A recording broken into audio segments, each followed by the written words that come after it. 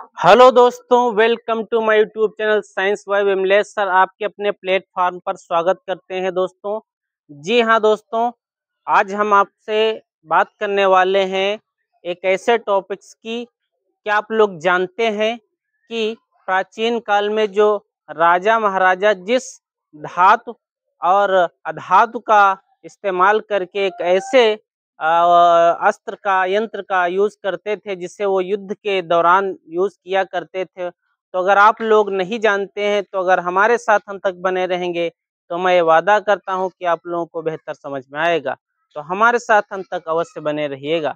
तो चलते हैं अपने उस पॉइंट की तरफ जिसका इस्तेमाल करके राजा और महाराजा अपने युद्ध में उस हथियार का यूज करते थे। वो किससे बनी होती थी, आज हम जानेंगे उसको आसान और एकदम परीक्षा उपयोगी भाषा में दोस्तों। तो चलते हैं अपने पॉइंट्स की तरफ। तो जी हाँ दोस्तों, हम आ गए हैं उस पॉइंट की तरफ जिसका हम जिक्र कर रहे थे अभी। और ये क्या होता है? ये होता है आपका उपधातु। क्या होता है? उपधातु दोस्तों। उपधातु क्या होते हैं? उपधातु ऐसे तत्व होते हैं जिनमें धातु और अधातु दोनों के गुण पाए जाते हैं मित्रों। क्या होता है कि ये ऐसे तत्व होते हैं जिसमें धातु और धातु दोनों के गुण पाए जाते हैं, या इन दोनों को मिलाने से जो बनती है उसे उपधातु कहते हैं दोस्तों। ठीक है। ये तत्व दिखने में अधातुओं जैसे चमकदार हो सकते हैं, लेकिन लेकिन क्या होता है, उनका व्यवहार अधातुओं जैसा भी हो सकता है। लेकिन जो उनका व्यवहार होता है जो होता है तो क्या होता है, इनका अधातुओं जैसा भी हो सकता है, मतलब नॉन मेटल के जैसा भी हो सकता है दोस्तों। फिर क्या होता है, इसके उदाहरण देख लीजिए क्या होते हैं। जैसे कि बोरान होता है आपका, सिलिकॉन होता है मित्रों, आर्सेनिक होता है, एंटीमनी होता है, टेलुरियम होता है, पोलिनियम आदि जो होती हैं ये उपधातु होती हैं। क्या होती हैं? उपधातु होती हैं मित्रों। ठीक है, क्लियर है? यहाँ तक सभी को समझ में आया? तो उपधातुएं जो जो आपकी तलवारें वगैरह होती थी वो इन्हीं से लगभग जो है बनाई जाती थी, जिसका जो राजा महाराजा लोग हुआ करते थे वो युद्ध के दौरान किया करते थे मित्रों। क्लियर है? सभी को समझ में आया? इससे भी और आगे पॉइंट आने वाला है। वो कौन सा पॉइंट आएगा मैं अभी आपको बताने वाला हूँ वीडियो के अंत में, तो आप लोग बने जरूर रहिएगा। तो हम क्या करते हैं, उपधातुओं के गुण क्या होते हैं? जो चमक होती है ना, जैसे धातुओं में चमक होती है उसी तरीके से कुछ इसमें भी कुछ हद तक होती है, तो कुछ हद तक धातुओं जैसी चमक होती है। क्लियर है मित्रों? फिर क्या होता है, कठोरता, जैसे धातुएं कठोर होती हैं उसी तरीके से अधातुओं से अधिक, धातुओं से कम, अधातुओं से ज्यादा लेकिन धातुओं से कम होती हैं, मतलब होती है कठोरपन उनके अंदर, है ना, हार्डनेस होती है। विद्युत चालकता मध्यम होती, सेमीकंडक्टर जो होता है उसके जैसी। ताप चालकता क्या होता है मित्रों? सीमित होती है, यानी लिमिटेड होती है। जो ताप की चालकता होती है वो लिमिटेड होती है मित्रों। और दोस्तों क्या होता है, प्रतिक्रियाशीलता क्या होती है? परिस्थिति पर निर्भर करता है, मतलब कि सिचुएशंस के आधार पर जो इसकी क्रियाशीलता होती है वो अलग अलग होती है दोस्तों। क्या होती है? अलग अलग होती है। अब सवाल ये बनता है कि सर जी इसका कुछ यूजेस भी तो हमें बता दीजिए।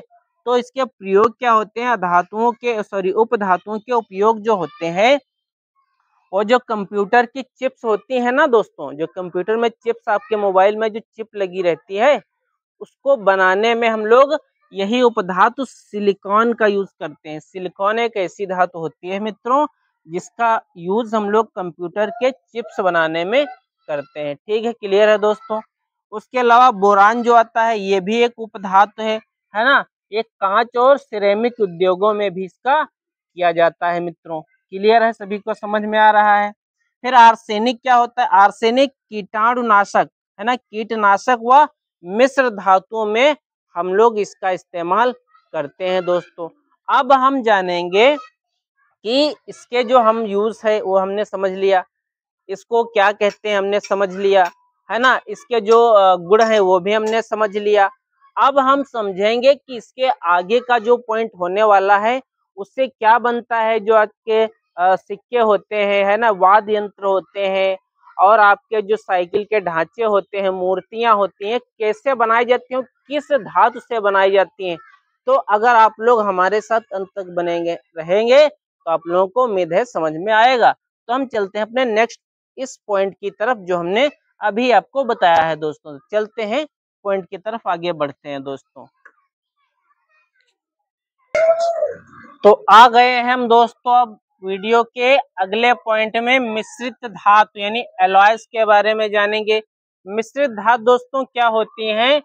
वे ऐसी धातुएं होती हैं जब दो या दो से अधिक, है ना, एक धातु को किसी अधातु के साथ जब मिलाकर के बनाया जाता है तो उसे हम लोग मिश्रित धातु कहते हैं। यानी जब दो या दो से अधिक धातु को या एक अधातु को किसी मतलब एक धातु को किसी अधातु के साथ, मेटल और नॉन मेटल दोनों को, है ना, दोनों को क्या किया जाता है, जब मिलाया जाता है तो एक नया पदार्थ बनता है दोस्तों। उसे हम क्या कहते हैं?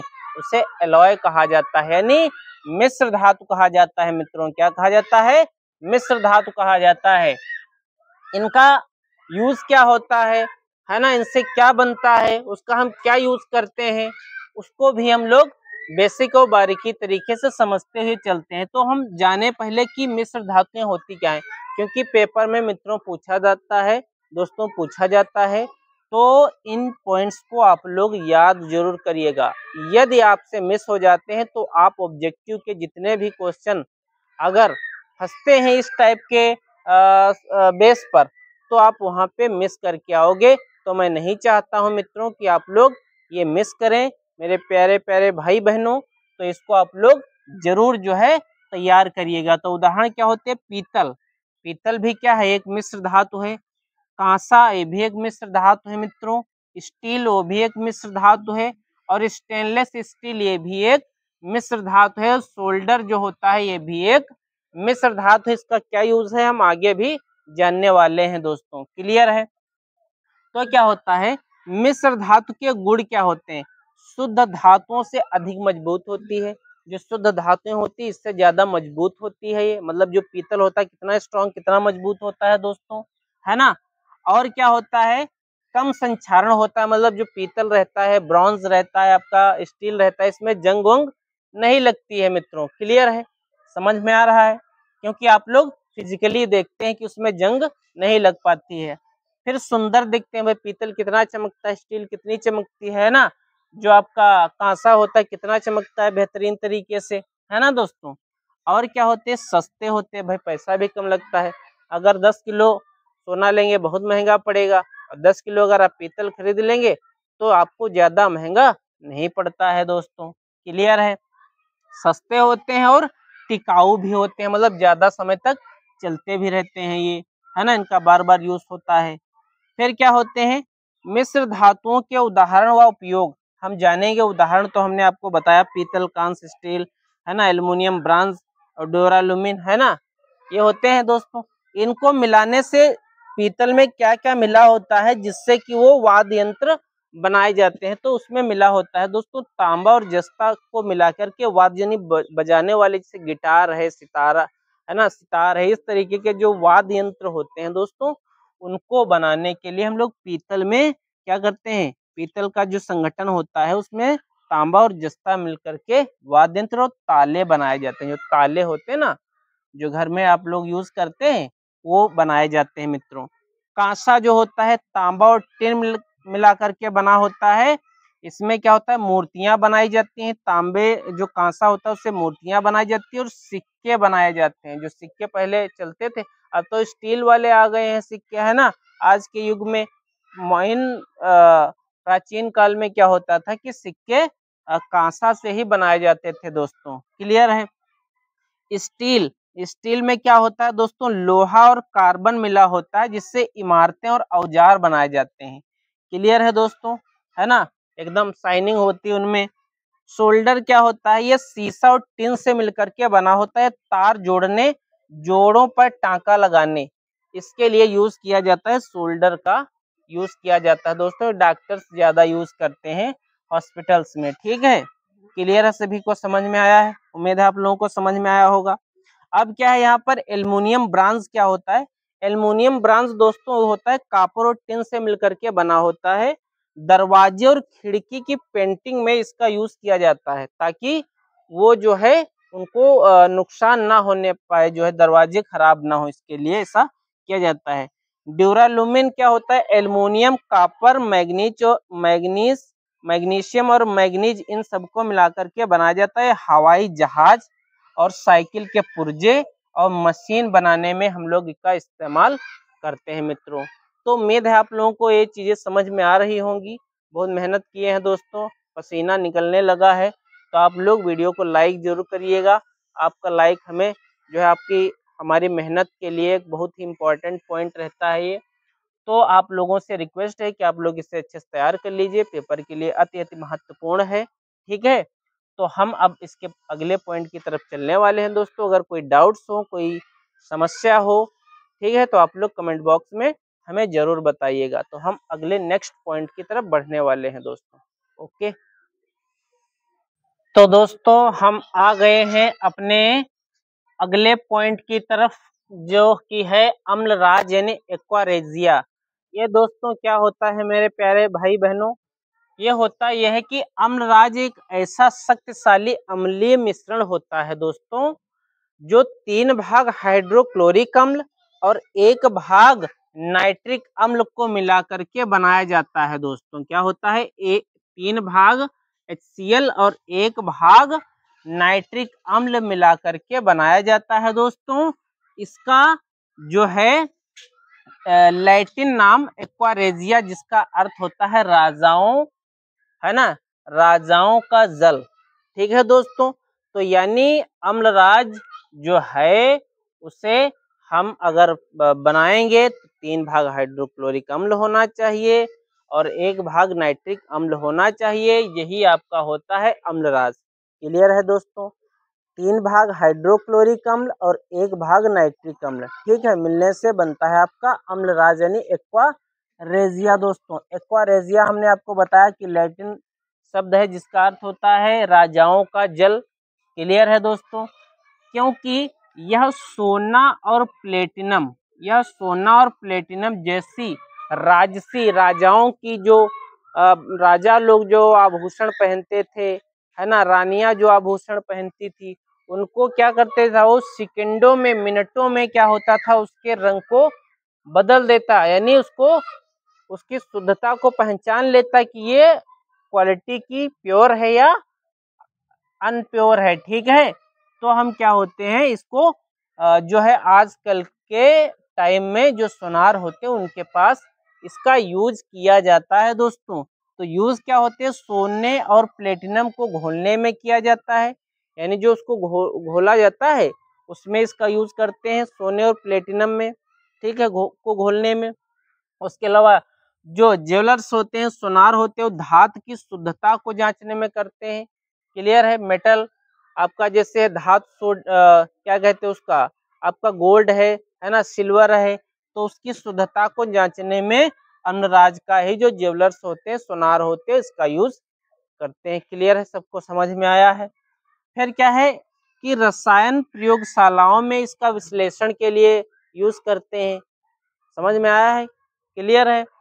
अब क्या होता है, सावधानी की इसका यूज जो है अत्यंत संक्षारक होता है। अगर स्किन पे पड़ जाए तो स्किन खराब कर देता है ना। तो थोड़ा सा स्ट्रांग होता है ना, ये अम्ल क्या होता है, स्ट्रांग होता है ना। फिर क्या होता है, हमेशा हवादार स्थानों में प्रयोग करें, है ना, जिस जिस डायरेक्शन में हवा चल रही हो उस डायरेक्शन में यूज करें। प्रयोग करते समय हाथों में दस्ताने पहने और चश्मा अवश्य लगाएं, कहीं जो उसकी बूंदे हैं वो आपके स्किन के ऊपर ना गिर पड़े, ताकि आपकी स्किन जल जाए। चश्मा लगाएं, अन्यथा उससे आपकी आंखों को नुकसान हो सकता है। तो उम्मीद है ये वेरी वेरी इंपॉर्टेंट पॉइंट है, पेपर में दोस्तों आने की संभावना है।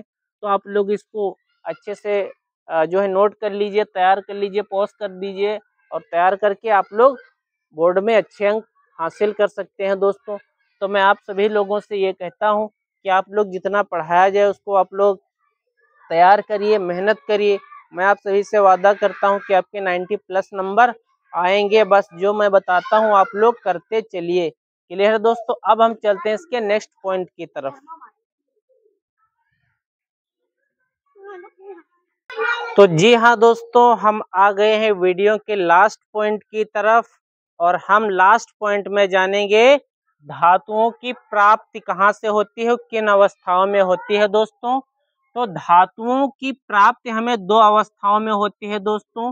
पहली होती है मुक्त अवस्था, यानी प्रकृति में कम क्रियाशील धातुएं मुक्त अवस्था में पाई जाती हैं, क्योंकि ये कम क्रियाशील होने के कारण सिल्वर, गोल्ड और कॉपर ये जो है जल और वायु से क्रिया नहीं करती हैं। क्लियर है दोस्तों, समझ में आया। फिर दूसरा पॉइंट आता है संयुक्त अवस्था में। इसमें क्या होता है दोस्तों, अधिकांश धातुएं ज्यादा सक्रिय होने के कारण संयुक्त अवस्था में पाई जाती हैं, क्योंकि ये ज्यादा रिएक्टिव होते हैं, जैसे सोडियम, पोटेशियम, कैल्शियम, आयरन आदि ये क्या है, ये संयुक्त अवस्था में पाई जाती है मित्रों। खनिज क्या होते हैं, खनिज वे जो है पदार्थ होते हैं या यौगिक होते हैं जो पृथ्वी के गर्भ में यानी पृथ्वी के भूपर्टी में पाए जाते हैं दोस्तों। क्लियर है, उनको हम खनिज कहते हैं। क्या कहते हैं, खनिज कहते हैं। जो खनिज खोदे जाते हैं है ना काफी ज्यादा, तो उनको ही हम खनिज कहते हैं। और उन खनिजों से जो हमें धातुएं प्राप्त होती हैं है ना, उन खनिजों से जो हमें धातुएं प्राप्त होती हैं, इनसे कुछ खनिजों में धातुओं की मात्रा अधिक होती है, आसानी से धातु प्राप्त हो जाती है, इससे खनिजों को हम अयस्क कहते हैं। यानी खनिजों से हमें प्राप्त होने वाली धातुओं को ही अयस्क कहा जाता है मित्रों। क्लियर है दोस्तों, यहाँ तक सबको समझ में आया, उम्मीद है आप लोगों को समझ में आया होगा। अब क्या है, नोट एक इम्पोर्टेंट पॉइंट ये आता है कि सभी खनिज अयस्क नहीं होते हैं, लेकिन सभी अयस्क खनिज होते हैं दोस्तों। ठीक है, सभी खनिज अयस्क नहीं होते, लेकिन सभी अयस्क खनिज होते हैं। जैसे कॉपर के अयस्क क्या है, कॉपर पाइराइट है आपका, कॉपर ग्लांस है। और जिंक का क्या है, जिंक ब्लेंड है। उसी तरीके से एल्युमिनियम का बॉक्साइड है, मरकरी का सिनेबार है, और आयरन का हेमेटाइट है दोस्तों। तो उम्मीद है आप लोगों को समझ में आया होगा। और ये अयस्क पेपर में पूछे जाते हैं दोस्तों, आप लोग इसे जरूर याद करिएगा और इसके फार्मूला भी आप लोग याद कर लीजिएगा। तो उम्मीद है आप लोगों को ये पॉइंट समझ में आया होगा। और ये समझ में आया है तो ज्ञान आपको क्लियर हो गया है कि हाँ सर समझ में आ गया है, तो अपने आप मैं आपकी मदद किया हूँ, तो आप दूसरों की मदद करें। कैसे, वीडियो को शेयर करके, वीडियो को सब्सक्राइब करके, वीडियो को लाइक करके। क्योंकि ज्ञान जो होता है अगर आपके पास और हमारे पास अगर वो स्टे रहता है तो वो खराब जाता है दोस्तों। तो ज्ञान को कभी एक जगह रुकने ना दें, उसको फैलाएं अपने मित्रों के पास, दोस्तों के पास। और आप सभी का हमारे साथ अंत तक बने रहने के लिए तहे दिल से और दिल की गहराई से आपका बहुत बहुत धन्यवाद। और यूं ही अपना प्यार और स्नेह बनाए रखिए। मैं आप सभी लोगों के लिए यूं ही मेहनत करता रहूँगा। तो अंत में यही कहूँगा, आप सभी का बहुत बहुत धन्यवाद। Thank you so much. जय हिंद, वंदे मातरम।